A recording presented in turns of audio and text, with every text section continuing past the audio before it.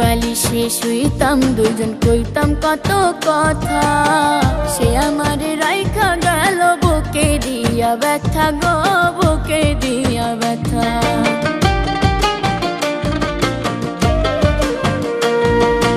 এক বালিশে শুইতাম দুজন কইতাম কত কথা, সে আমার রাইখা গেল বুকে দিয়া ব্যথা গো, বুকে দিয়া ব্যথা।